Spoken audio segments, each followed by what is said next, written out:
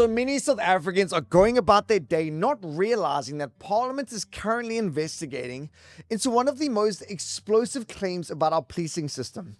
And look, before we dismiss this as just another slow-moving inquiry, 2 people linked to it are already dead since it's begun, and the allegations on record make it sound like some Netflix crime documentary. So this all began when KZN Police Commissioner Mkhwanazi publicly claimed last year that a criminal cartel has embedded itself inside our justice system, from SAPS to the National Prosecuting Authority. Now, that's no small accusation. It suggests that the very institutions meant to fight crime in our country may have just been compromised by it. So at the center of the storm is currently forensic investigator Paul O'Sullivan, no stranger to South African power structures.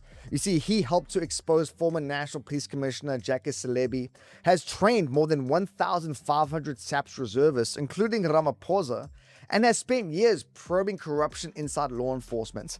In other words, he's no outsider throwing stones, but in saying that proximity cuts both ways. You see, O'Sullivan initially refused to testify before this inquiry, citing fears for his life after claiming multiple attempts had been made on him. So O'Sullivan claims that Crime Intelligence's Secret Service accounts has ballooned to around 600 million rand a year, operating allegedly as a slush fund.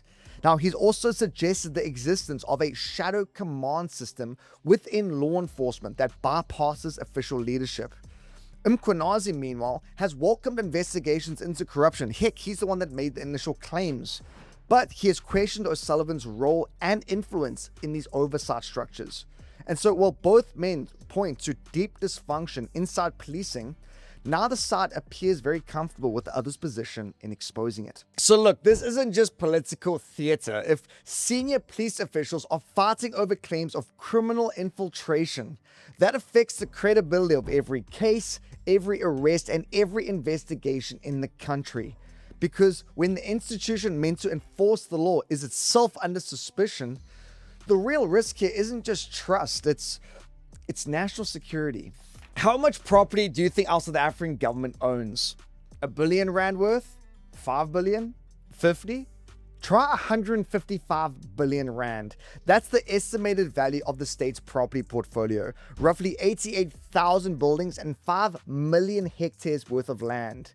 And government now plans to bundle it all into a brand new state-owned company to manage it properly. So the logic here appears straightforward. You see, government departments currently lease billions of rands worth of private office space, while our state-owned buildings sit underused and mismanaged. So officials estimate that the country could save up to 6 billion rand a year just by moving departments into buildings we already own. But here's where things get interesting. You see, the new company wouldn't just manage the assets, it would treat them as an asset book, meaning that the properties could be potentially traded, partnered, or even leveraged to fund new infrastructure projects. So yes, the pitch is efficiency and savings, but the risk is this. You see, if government starts leveraging state property to raise funds for projects, and those projects ultimately fail or underperform, taxpayers carry that risk. You see, when billions in public assets are involved, the margin for mismanagement gets very small. And so we'll get more detail in the State of the Nation address, but 155 billion isn't small change. It's basically a real estate empire hiding in plain sight. So when the global beer market starts sobering up, even the giants feel it. Heineken NV has announced that it will cut up to 6,000 jobs worldwide as demand softens. But you see, while Europe and the Americas are slowing, South Africa is one of the few places still rising to the occasion. So the world's second largest brewer saw global beer volumes fall 2.4% last year, with Europe particularly weak. And so as a result, it is tightening the screws, aiming to save about €500 million and warning that profit growth this year won't be what it used to be. But in the same results, Heineken has labeled South Africa a priority growth market, which is a very elegant way of saying that while parts of the world are drinking less, South Africa hasn't exactly lost its appetite. So in case you didn't know, the Heineken Group employs around 5,000 South Africans, and ever since acquiring Distill, produces everything from Amstel and Savannah to Amarula. Now that local footprint suddenly matters a lot more when the global picture starts tightening. And so when volumes fall elsewhere, the few markets still delivering growth stop being these nice to haves and start becoming strategic pillars. And those pillars are expected to hold. And before we cruise on to our bagel bite of the day, here's a couple other headlines worth knowing. For starters, FlySafair's new owner is close to being confirmed, with Harith General set to buy the airline and its maintenance arm. But cabin crew say they only found out via the media and are now demanding written guarantees that jobs won't be cut. Capitec says earnings could jump by as much as 25% this year after cutting fees and leaning harder into insurance and digital services, a move that has lifted its share price to record highs and has pushed its valuation past 530 billion rand. And Parliament has set aside 7 million rand for this evening's State of the Nation address, where President Ramaphosa will outline government's priorities for the year ahead. Now, in our next episode, we'll break down exactly what he commits to and what it means in practical terms. So please be sure to like and subscribe so you don't miss it.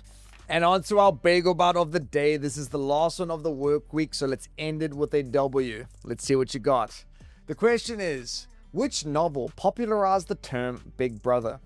Was it A, Catch-22, B, Fahrenheit 451, or C, 1984? We'll give you the answer at the end of the show. So you know when you pull the bath plug and that little water tornado spins down towards the bottom of the drain? We've all seen it. Now what if I told you that the direction of the spin changes depending on where you live in the world? Now the explanation that people reach for is the Coriolis effect, the force created by the Earth's rotation.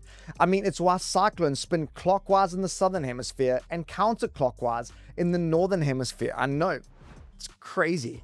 And technically, yes, the same force can influence that tornado in your bathtub, but only if the setup is perfect. The water must be completely still, the bath perfectly level, and the water must be left undisturbed long enough for the planet's rotation to gradually take over. So yes, under those conditions, the hemisphere would eventually win. Which means that if you are a South African living in Europe or the Americas, and you and your family back home built the same carefully controlled setup, you really could see opposite spins. And so as mind-bending as that is, considering that the Earth is rotating at roughly 1,600 kilometers an hour, it's not that strange that its effects are showing up in everyday life.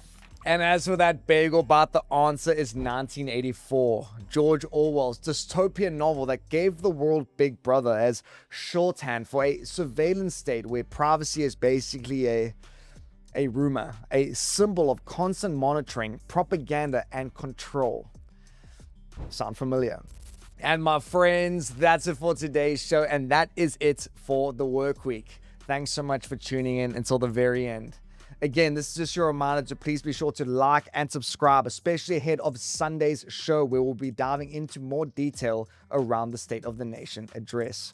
Otherwise, I hope you guys have a cracker Friday, a fantastic weekend. Be kind to one another, and we'll catch you all then. God bless.